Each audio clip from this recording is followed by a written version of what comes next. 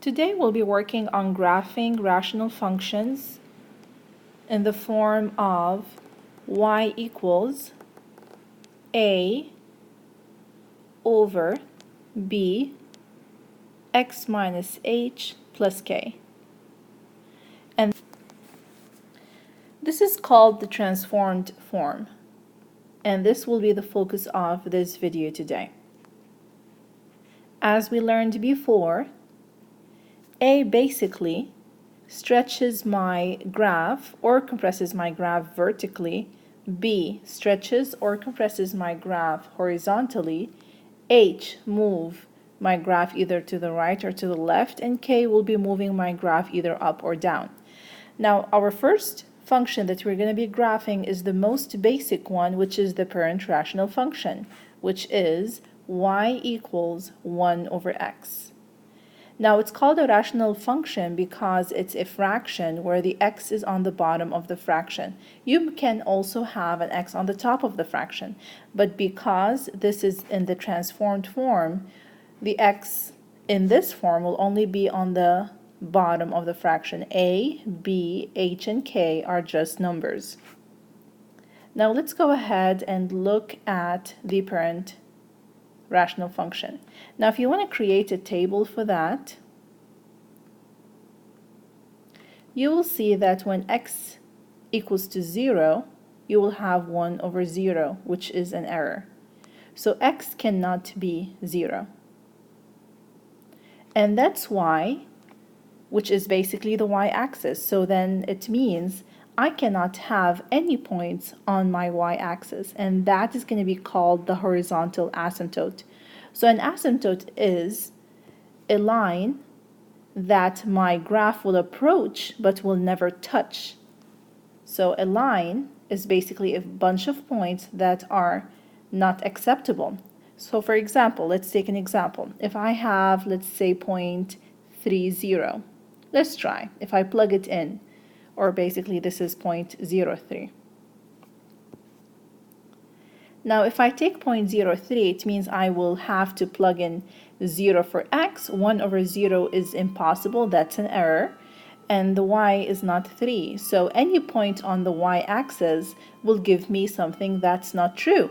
And that's why any point on the y-axis is not an acceptable solution, and that's why the y-axis is called a vertical. Did I say horizontal earlier? It's a vertical asymptote. So then my vertical asymptote is x equals 0, which is the y-axis in this case. Okay? Now, another solution or another line that is not acceptable is when y is 0. So let's try it. If y is equal to 0, then 0 is equal to 1 over x. Now, if you try to cross multiply, let's try that. Then that means that 0x is equal to 1, which is not true, because anything multiplied by 0 is a 0, it's not a 1.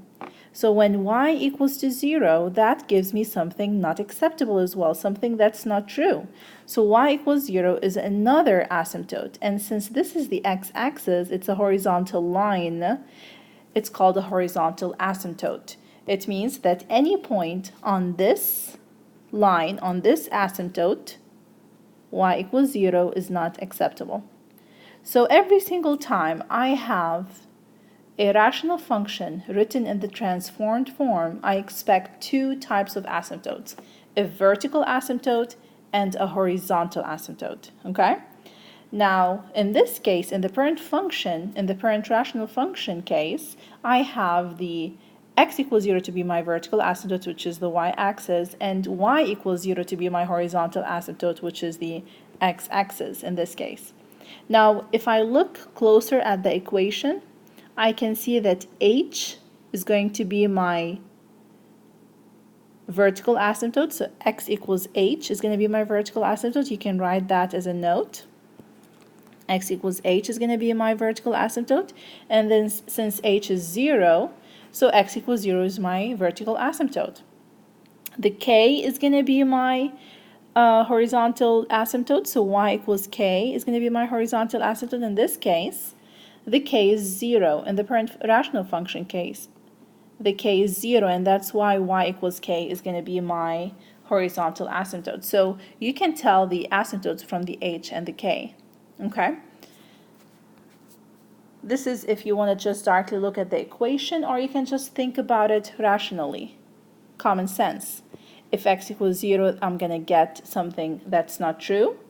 If y equals 0, I'm going to get something that's not true as well.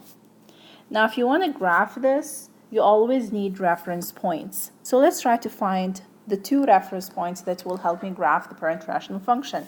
Reference points are points that will let me know that is my graph going to be in the first quadrant, in the second quadrant, in the third quadrant, or in the fourth quadrant. In rational functions, I expect you to sketch a graph. And I don't care if you're very particular and precise about your points. I only need reference points to show me in what quadrant I should be graphing the rational function. So, to find those reference points, you take a point that is higher than the vertical asymptote. So the vertical asymptote is x equals 0. So take x equals 1. So plug in 1 for x. If you plug in 1 for x, then you will have 1 over 1, then y is going to be 1 as well. So my first reference point is 1, 1. Now 1, 1 is going to be in the first quadrant. Then that means that my graph is going to be, the first part of my graph is going to be in the first quadrant. And as you can see, it's drawn. Now, as you can see, as I'm drawing my first part of the rational function, I'm getting close to the asymptote, but I'm not crossing it. So close to it, approach it, go through the reference point, and then approach the second or the horizontal asymptote. Get close to it, but do not touch it. Now, to find my second reference point, so I would know where my second part of the graph is going to be. Is it going to be here, here, or here? So to know that, take a number that's lower than the vertical asymptote. So since the vertical asymptote is x equals 0, take a number below that, and that's a negative 1. Now go ahead and plug in the negative 1 in your equation. 1 over negative 1, that's a negative 1, so the y is also going to be a negative 1. And that's going to be my second reference point. Now if I plot that point, I can figure out that my graph is going to be in the third quadrant. So what I do is I come close to the horizontal asymptote, I go through the point, and then I go close to the vertical asymptote, but I do not cross it. Okay? So that's how you draw the rational function. That's how you sketch it. So I'm interested in sketching the rational function, not actually graphing it, because graphing means I have to get multiple points and try to be precise in my graph. But sketching means I just need to know how it's going to look like. And the reference point will help me figure out in what quadrant I should graph my function. That's how you graph a rational function. Now let's go ahead and try to find what the domain is. Now domain is any x value that is possible, and you always have to exclude the ones that are not possible.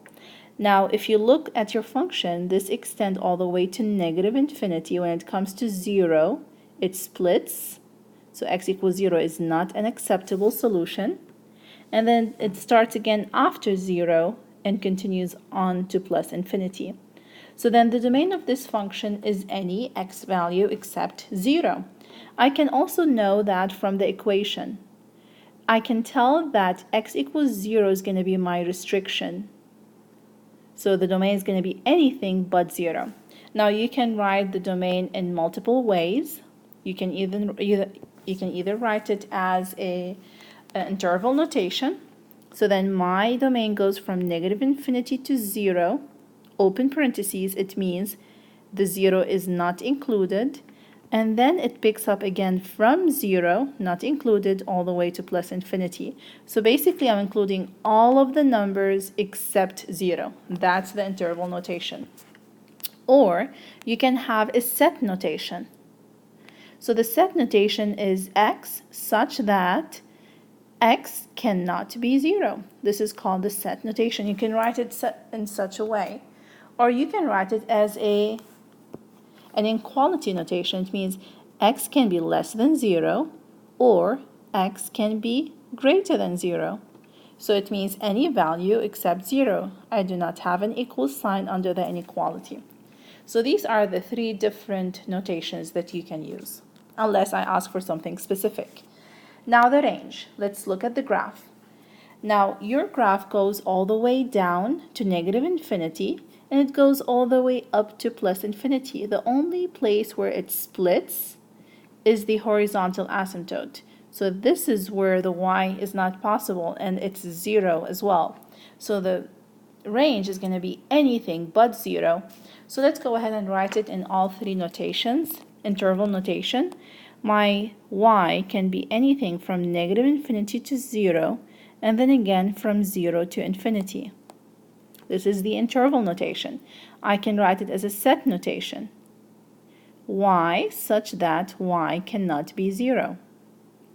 I can also write it as an inequality notation. Y can be less than 0 or y can be greater than 0. So these are all 3 notations. Again, you can choose any one of those unless I ask for something specific.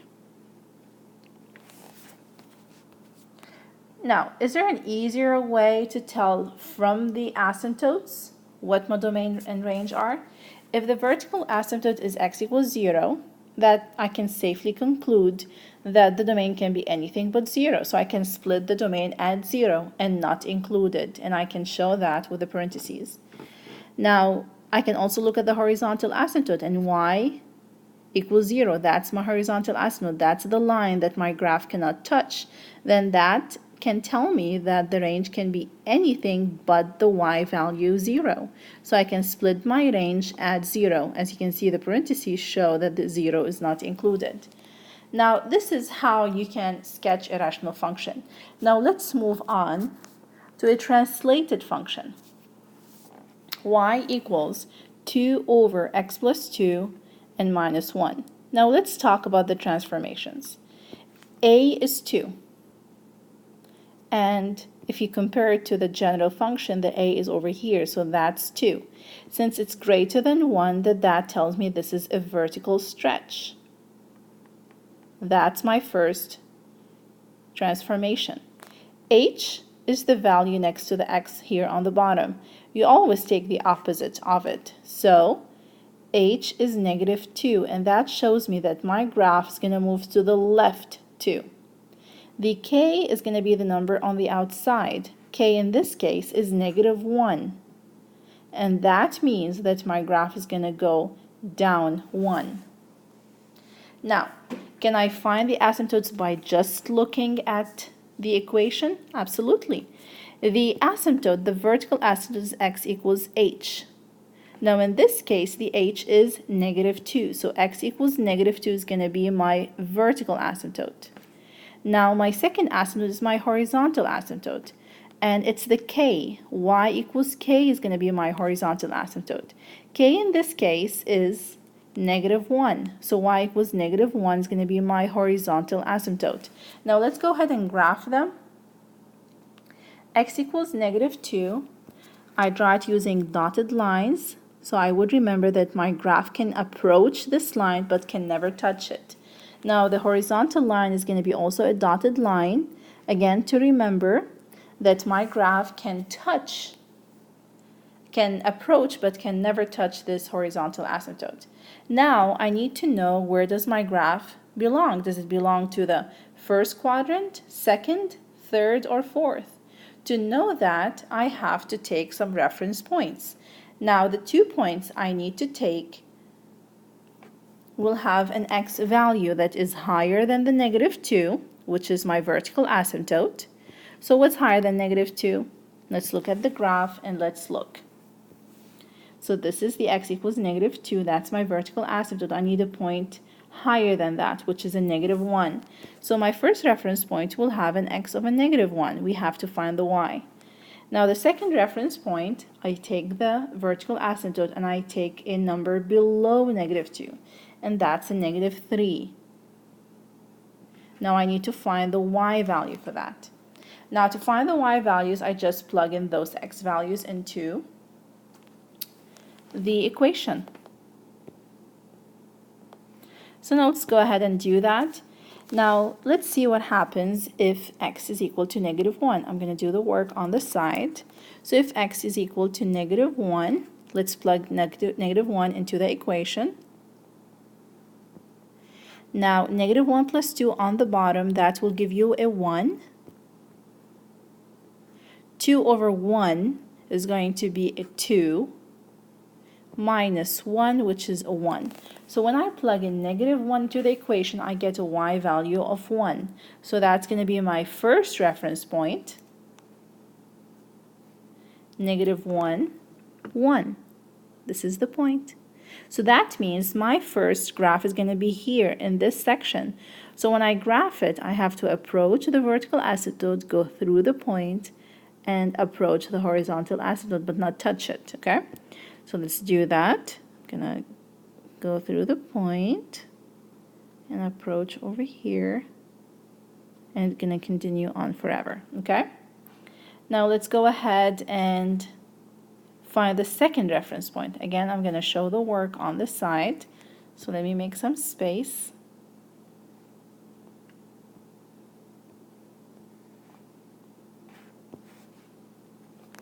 So let's go ahead and write down the equation. And let's see what's going to happen what the y value will be when I plug in -3 for x. Now y equals 2 over -3 plus 2, that's a -1. 2 divided by -1, that's a -2, minus 1, that's going to be a -3. So the y is a -3. So -3, -3, where will that be? So 1, 2, 3, and then I go down 3, so that's going to be my reference point. Again, when I graph it, I have to remember I can approach the horizontal and the vertical, but never touch them. So I have to get close, go through the point, and then get close over here. And that's going to be my second part. Now the graph that was already there is the parent function. And it's going to be a good indication to see, did my graph go to the left too? Now to compare the origin to this, to the intersection of the two asymptotes, okay? Now let's see. It went left 2 and down 1. There you go, left 2, down 1. So I'm correct.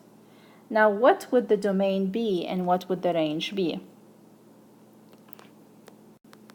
Now the domain is going to be everything but the vertical asymptote, so anything but -2.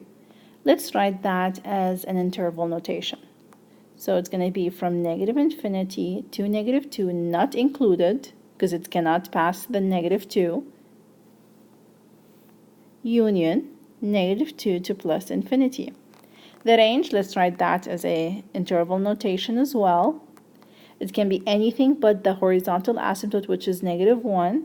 So it's going to go from -infinity, comma -1, and then from -1 to infinity. Notice the parentheses. It means -1 is not included in my range. This is how you find the interval notation. Now let's move on to the third example, which is basically example 2 of the translated function. I would like you to pause the video and try this on your own. Now a is 1, so there's no stretch or compress. The h is 5, so that means that my graph is going to move to the right 5. There's no k, so k is 0. Okay, so the asymptote, x is equal to h, and the h is 5, so that's going to be my vertical asymptote. Y is equal to k. The k is 0 since I have no number being added or subtracted on the outside.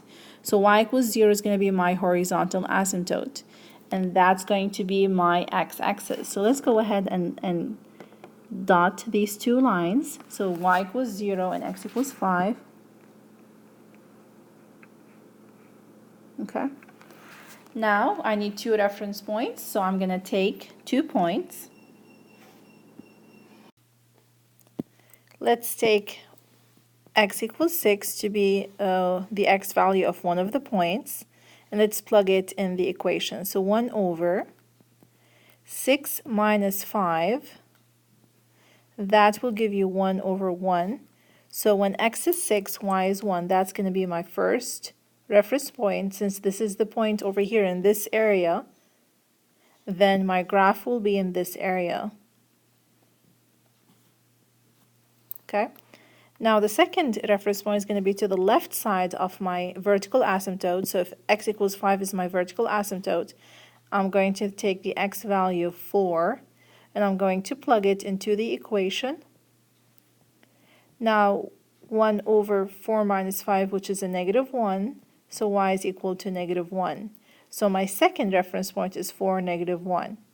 Now that belongs to this quadrant over here. So let's plot the point and let's graph the second part of this rational function.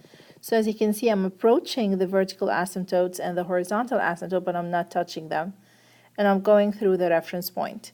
Now the domain is going to be anything but the vertical asymptote. So it's going to be from negative 5 to 5, union 5 to infinity. And the range is going to be anything but the horizontal asymptote. So negative infinity to 0, union 0 to infinity. Now let's move on. In number 4, we have a third transformed function. Now, if we look at this function, we see that the a is a negative 3. So that means that we have a reflection and we have a vertical stretch. Since a, the absolute value of a is a 3, which is greater than 1, so that's a vertical stretch. And I expect my graph to be reflected. Now, the h is 1, so my graph is going to move to the right 1. My k is negative 2, so my graph is going to go down 2. Now, if I want to find my asymptotes, x equals h, which is 1, is going to be my vertical asymptote, and y equals k, which is a negative 2, is going to be my horizontal asymptote. So now let's zoom in and graph x equals 1. That's my vertical asymptote, and y equals negative 2, that is my horizontal asymptote. Now I need to figure out where and what part will I be having my rational function. To do that, I need two reference points. So I'm going to take a point with an x value less than 1, which is a 0, and I'm going to plug it back into the equation. So let's do that. Negative 3 over 0 minus 1, so let's write that down. So negative 3 over 0 minus 1 is a negative 1, and I'm going to copy the negative 2. Negative 3 divided by negative 1 is a positive 3 minus 2, so that's a 1. So when x equals 0, y is equal to 1. That point belongs over here. Then my graph is going to be in this side of the quadrant. Now let's take another point. I'm going to take another point with an x value higher than 1, so that's a 2. Now let's plug it in. When x equals 2, y equals negative 3 over 2 minus 1, that's a 1, and then there's a minus 2 on the other side, next to the fraction. Negative 3 divided by 1 is a negative 3 minus 2, that's a negative 5. So the second reference point has values 2 and negative 5. Now let's plot this point. So this point belongs over here. So when I'm graphing, remember to approach the asymptotes but not touch them. So this would be the second part of my function. So what did I notice? I noticed that when the graph is in these two quadrants, then that means that my a is negative. When a is positive, then my graph will be in this quadrant and the one opposite to it over here. Now the domain is going to be anything but the vertical asymptote, which is 1. And if you look at the graph, it makes sense. So it continues on forever to negative infinity. Then it splits here at 1 and continues to plus infinity. And the range as well, it's anything but the horizontal asymptote. And again, it makes sense. So it continues on forever to negative infinity, continues up, then it splits at y equals -2 and continues all the way out to plus infinity. Now this is how you graph a transformed function. Now let's move on to number 5. And in number 5 and 6, the graph is given to us and I'm supposed to find the equation. Now remember the equation looks like this. This is the general equation. Yes, there's a b, but I'm not going to require you to find b. B will only be given to you in case you need to describe the transformation, but I will not require you to find the equation with a b. So this is the general equation we're going to use when we have a graph given. Now we're going to start by finding what the asymptotes are. The vertical asymptote is labeled as the dotted line over here. It goes through 1. So x equals 1 is going to be my vertical asymptote. That means that h equals 1. Now my horizontal asymptote is going to be the dotted horizontal line, and it's going through 4. So y equals -4 is going to be my horizontal asymptote. That means k equals -4. Now to find a, I need to take a reference point and plug it into the equation. So I see that this is a pretty point. Let's find the coordinates for this point. This point is 2, 1, 2, 3, so 2, -3. These are the coordinates of this point. Now to find the equation, let's plug everything in to be able to find what a is. So y is going to be the y of the point, so that's a -3. A is what I need to find. X is going to be the x of the point 2 minus h, so h is 1, so -1 plus k on the outside, and k is -4. So -3 equals a over 2 minus 1 is a 1 minus 4. Anything over 1 is just itself. So a divided by 1 is a minus 4.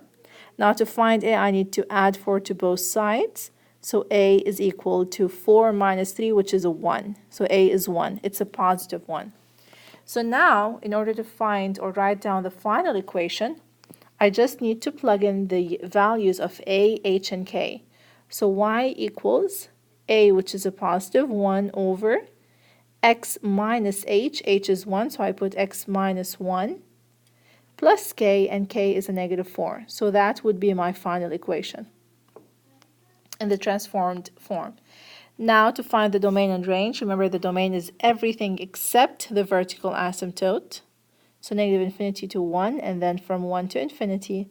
And the range is going to be everything but the horizontal asymptote,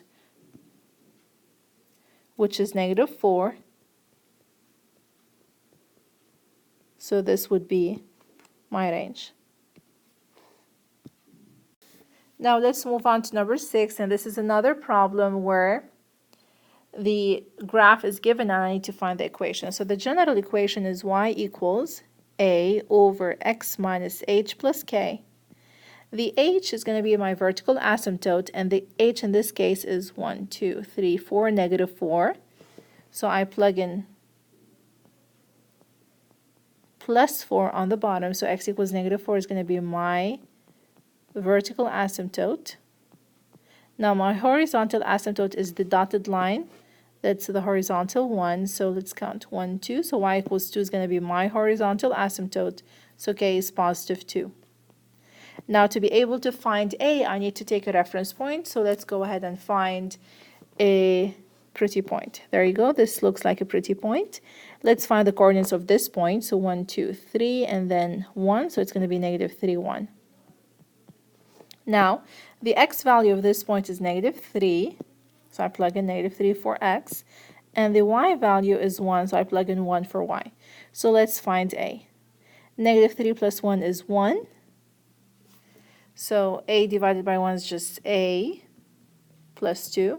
Now to find a, I need to subtract 2 from both sides, so a is equal to negative 1. So the final equation is y equals negative 1 over x plus 4, since h is negative 4, and then plus k, and k is 2.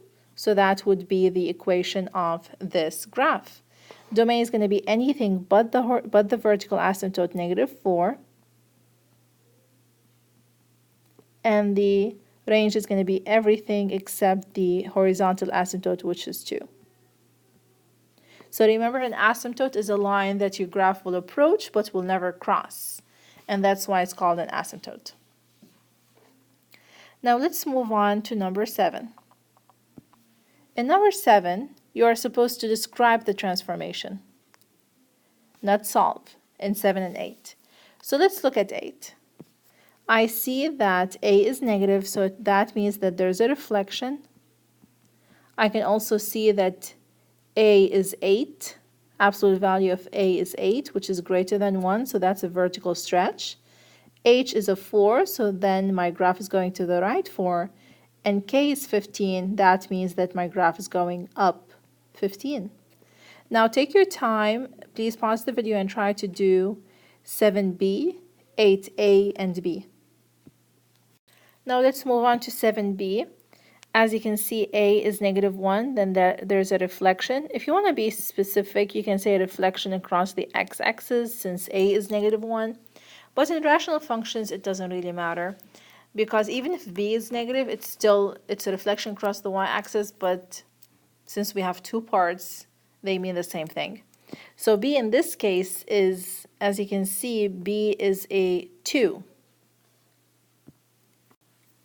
which means it's a horizontal stretch by 2. Now, you need to be careful, because in this case, the general equation is y equals, because I'm describing transformation, so I'm going to use b in this case. Now, honestly, you can choose to use b, or you can just talk about compression, about vertical compression and stretch in general, because you can either think of this 2 as being b equals 2, or you can think of 1 over 2 as being your a. So you can either say b equals 2, which means horizontal stretch by 2, or you can say a is half, which means it's a vertical compress by half. So basically, it's up to you. I will accept both answers. Now, let's move on to the h. H in this case is a negative 4. It means that my graph has gone to the left 4. Okay? Now, let's move on to 8a. Again, since I have a b, I can think as b being half, which is a horizontal compress by half. Now, I know why some of you might be confused, because you are thinking that every time we were thinking of b, we always took the reciprocal, correct? Now, in this case, if you go to the general equation, b is exactly as you see it in front of the parentheses, so that's why you do not take the reciprocal. B is whatever number you see. If you see 0.5, which is less than 1, so it's a horizontal compress by half. 0.5 is half. Or you can think of this, the whole thing. 1 divided by half is basically just 2. So you can say that a is 2, which means that this is a vertical stretch by 2. And think about it. When you vertically stretch something, you are basically horizontally compressing it. So yes, they go hand in hand. They're the same thing in this type of transformation. So if you don't want to think about b at all, you can just say a. Okay? But you have to be able to know that 1 over half or 1 over 0.5 is a 2, okay, which is a vertical stretch since it's greater than 1. K in this case is a negative 6, which means that your graph has went down 6. Now let's move on to B. Now, I can take this number on the outside as being my A, so A is half, which is a vertical compress by half, or I can multiply. 1 times 1 is just a 2, 1 times 1 is a 1. and 2 times negative 1 is negative 2. So then the b on the bottom is a negative 2. So the absolute value of b is 2, which is greater than 1, so that's a horizontal stretch by 2. You see how these are basically the same? Vertical compression by half and horizontal stretch by 2 is the same thing. Now the negative means reflection. Since it's with the b, you can say reflection across the y-axis, but in rational functions it's the same thing. Why? Because if you graph and you have those two parts, now if you reflect it across the x-axis, and it means this will be reflected over here.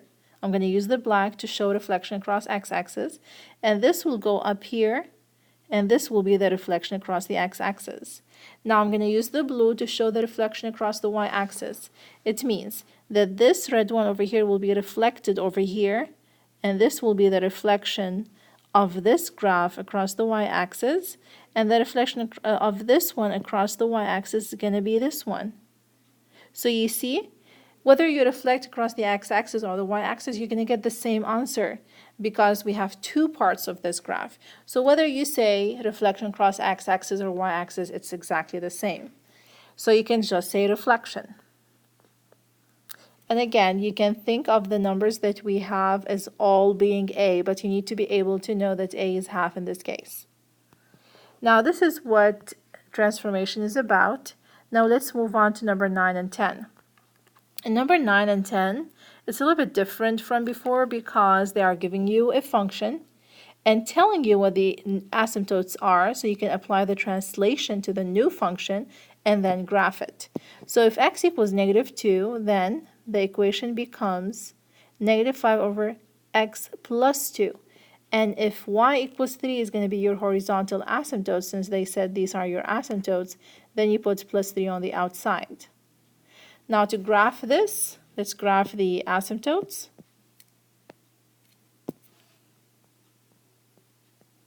X equals negative 2 and y equals 3.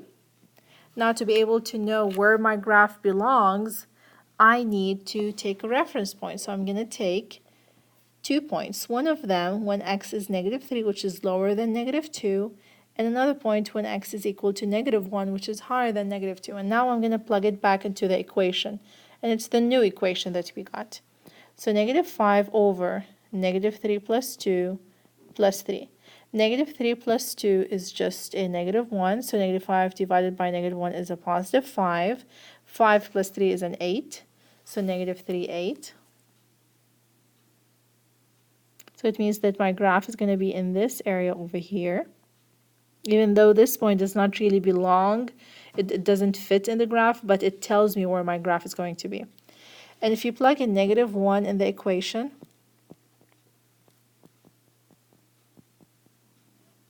negative 1 plus 2 is just 1. Negative 5 divided by 1 is negative 5.